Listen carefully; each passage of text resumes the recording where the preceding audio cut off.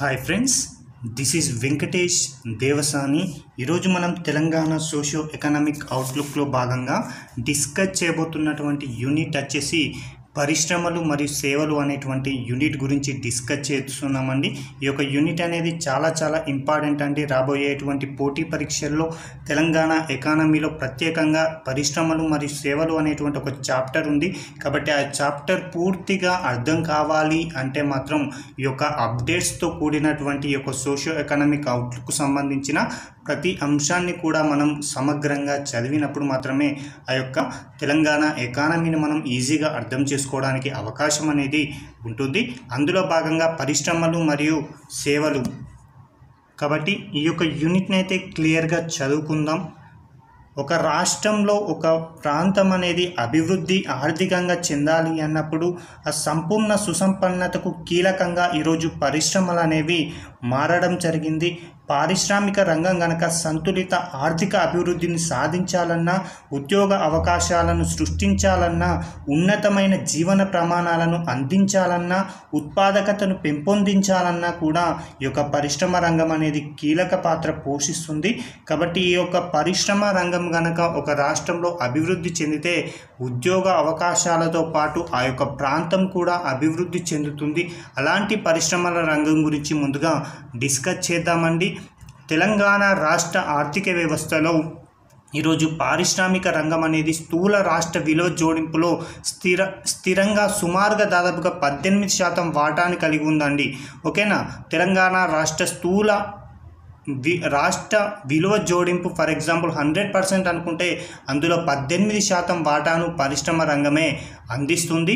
అయితే 2023-24 ముందస్తు అంచనాల ప్రకారం పరిశ్రమ రంగం వాటా ఎంతగా ఉంది స్థూల రాష్ట్ర విలువ జోడింపులో అంటే 18.5% అనేది ఉండడం జరిగిందండి. చాలా ఇంపార్టెంట్, గుర్తుంచుకోండి. 2023-24 ముందస్తు అంచనాల ప్రకారం తెలంగాణ రాష్ట్ర స్థూల విలువ జోడింపులో పరిశ్రమ రంగం వాటా ఎంత అని డైరెక్ట్ ప్రశ్న అడగవచ్చు. కాబట్టి 18.5% అని గుర్తుంచుకోండి.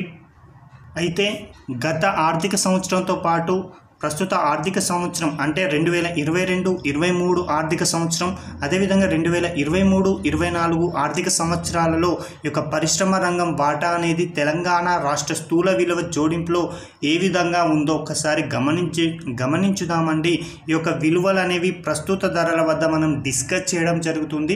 అయితే రాష్ట్ర జిఎస్వి అయినా జీడిపి అయినా మిగతా ఏ అంశాలైనా కూడా మనం 2 ధరల వద్ద లెక్కిస్తాం. ఒకటి వచ్చేసి ప్రస్తుత ధరల వద్ద, రెండవది వచ్చేసి స్థిర ధరల వద్ద. దాని గురించి మనం గతంలోనే డిస్కస్ చేయడం జరిగింది.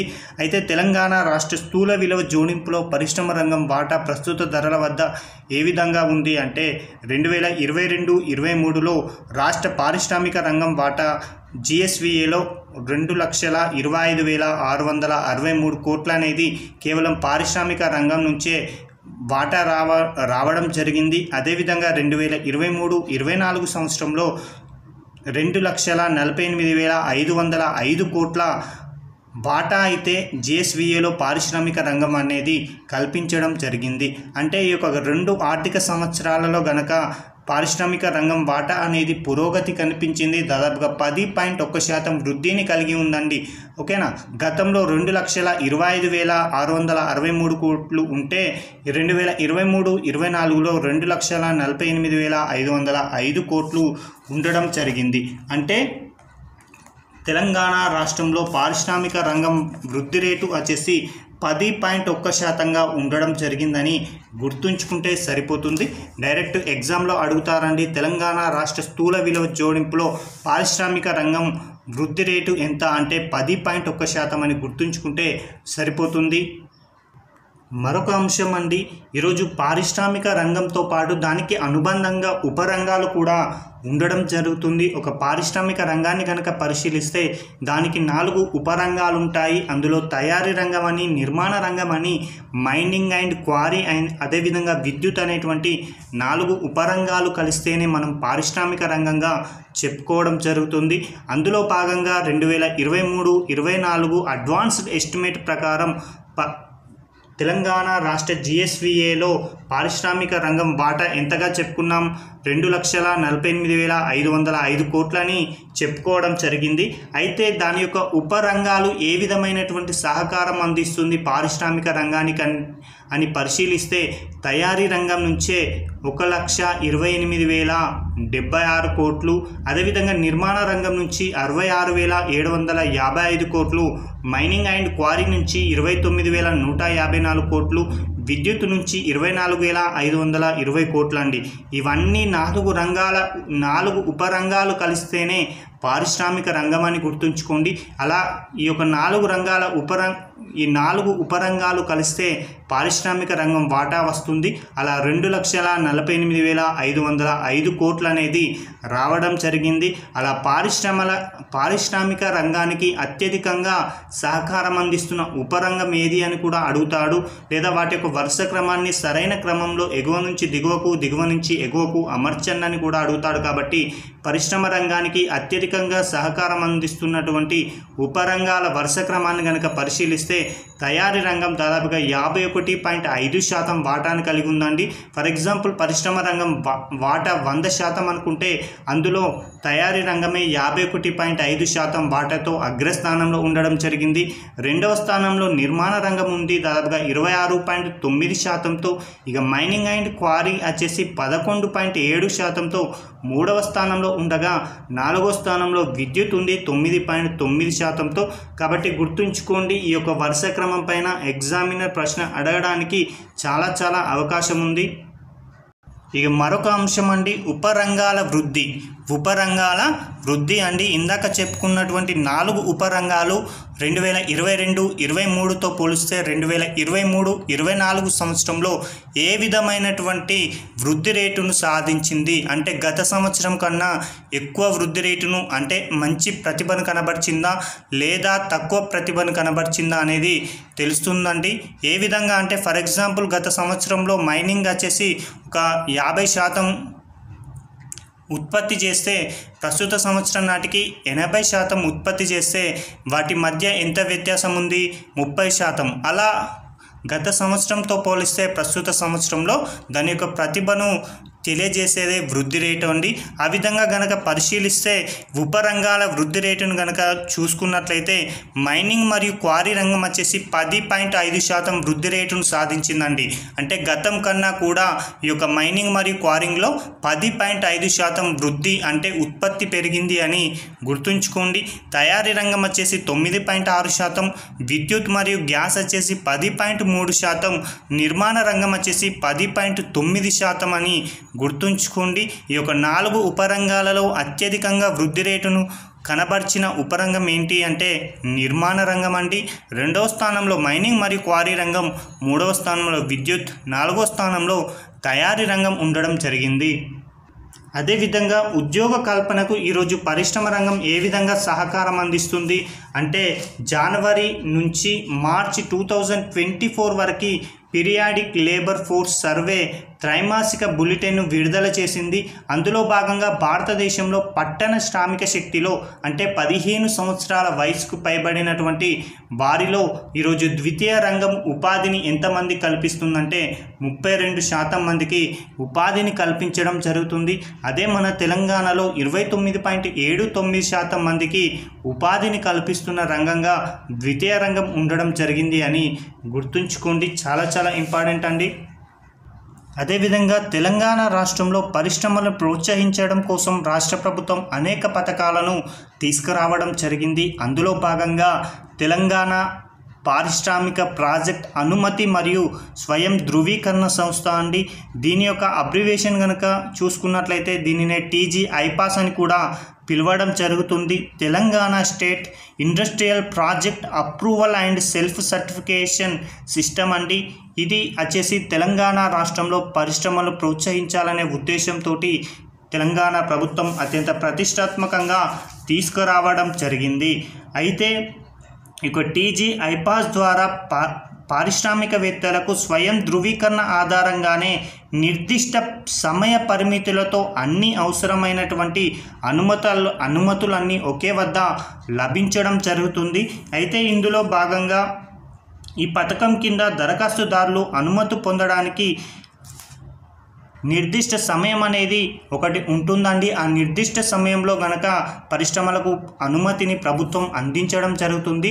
ఒకవేళ నిర్దిష్ట సమయంలో గనక ప్రభుత్వం గనక అనుమతి లభించకపోయినట్లయితే ఆటోమేటిక్గా పరిశ్రమలకు అనుమతి పొందినట్టుగానే భావించి పరిశ్రమలు తమ యొక్క ఉత్పత్తులను ప్రారంభించేటువంటి అవకాశం అయితే ఉండడం జరిగింది. అయితే 2023-24కు సంబంధించి టీజీ ఐపాస్ యొక్క వివరాలను కనుక పరిశీలిస్తే మొత్తంగా టీజీ ఐపాస్ ఆమోదించినటువంటి యూనిట్లు అండి 2023-24 సంవత్సరానికి సంబంధించి పరిశీలించిన లేదా ఆమోదించిన యూనిట్ల సంఖ్య వచ్చేసి 2677 2677 అండి. చాలా ఇంపార్టెంట్ ఎగ్జామ్ పాయింట్ ఆఫ్ వ్యూలో అడగడానికి అవకాశం ఉంది. 2023-24కు సంబంధించి టీజీ ఐపాస్ ఆమోదించిన మొత్తం యూనిట్ల సంఖ్య ఎంత అంటాడు 2677 అండి. అలా ఆమోదించడం ద్వారా ఎంతవరకు పెట్టుబడిని సమకూరింది అంటే 28,126 కోట్లు అని గుర్తుంచుకోండి. అదేవిధంగా అంచనా వేసిన ఉపాధి ఎంతమందికి ఉపాధి కల్పించే అవకాశం ఉందంటే 84,929 అని గుర్తుంచుకోండి. అయితే ప్రస్తుతం పనిచేస్తున్న యూనిట్లు వచ్చేసి 1348 అండి. అదేవిధంగా ఆపరేషన్ యూనిట్ల కోసం ఎంతవరకు పెట్టుబడి రావడం జరిగిందంటే 5,664.75 కోట్లు అండి. అదేవిధంగా ప్రస్తుతం ఆపరేషన్ యూనిట్ల ద్వారా ఉపాధి ఎంతమంది కల్పించారంటే 32,502 మందికి అండి. ఇక్కడ నుంచి ఎగ్జామ్ పాయింట్ ఆఫ్ వ్యూలో ప్రశ్న రావడానికి అవకాశం ఉంది కాబట్టి క్లియర్గా చూసుకోండి. చాలా ఇంపార్టెంట్ అండి. మరొక అంశం అండి, తెలంగాణ రాష్ట్ర ప్రభుత్వం అత్యంత ప్రతిష్టాత్మకంగా ప్రారంభించిన మరొక పథకం టీ ఐడియా అండి. Telangana industrial development and entrepreneur advancement అనేటువంటి ఈ యొక్క ప్రోత్సాహ పథకం కింద ఎవరైతే పరిశ్రమల స్థాపనకు రావడం జరుగుతుందో వారందరికీ వివిధ రకాలైనటువంటి ప్రోత్సాహకాలను అయితే అందించడం జరుగుతుందండి. అందులో భాగంగా అందించే ప్రోత్సాహాలు వచ్చేసి పెట్టుబడి కింద రాయితీని కల్పించడం జరుగుతుంది. భూమి ధర రియంబర్స్మెంట్, స్టాంప్ డ్యూటీ రియంబర్స్మెంట్, రాష్ట్ర జీఎస్టీ రియంబర్స్మెంట్, విద్యుత్ వ్యయం రియంబర్స్మెంట్, పావలా వడ్డీ మరియు మరెన్నో పథకాలను లేదా ప్రోత్సాహకాలను అయితే ప్రభుత్వం అందించడం జరుగుతుంది. ఎందుకోసం అంటే రాష్ట్రంలో పరిశ్రమలను ఏర్పాటు చేయడానికి కావాల్సినటువంటి సదుపాయాలు కల్పిస్తే రాష్ట్రంలో ఉపాధి పెరుగుతుందనే ఉద్దేశంతో ఈ టీ ఐడియా అనేటువంటి పథకం కింద అనేక రకాల ప్రోత్సాహకాలను అయితే రాష్ట్ర ప్రభుత్వం కల్పించడం జరుగుతుంది.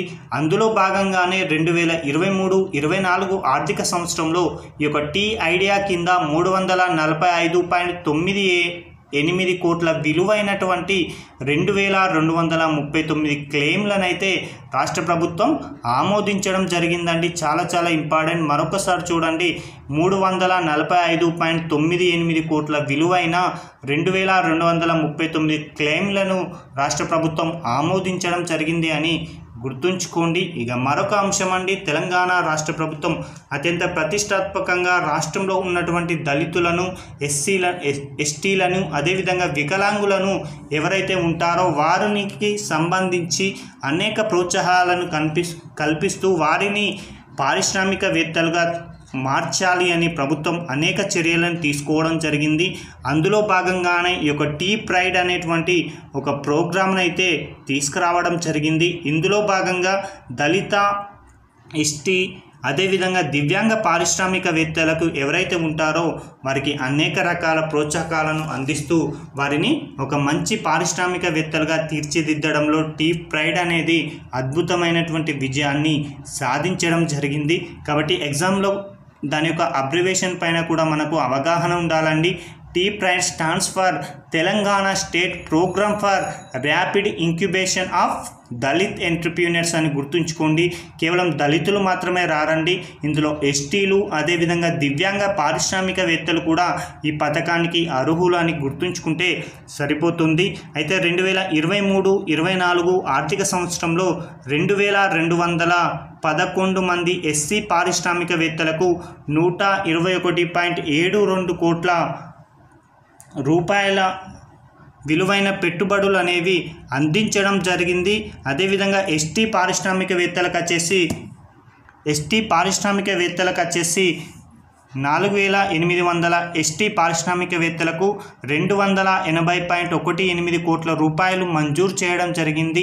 అదేవిధంగా దివ్యాంగ పారిశ్రామికవేత్తలైనటువంటి 196 మందికి 13.43 కోట్ల రూపాయలు మంజూరు చేయడం జరిగింది. కాబట్టి ఎగ్జామ్ పాయింట్ ఆఫ్ వ్యూలో చాలా ఇంపార్టెంట్ అండి, గుర్తుంచుకోండి.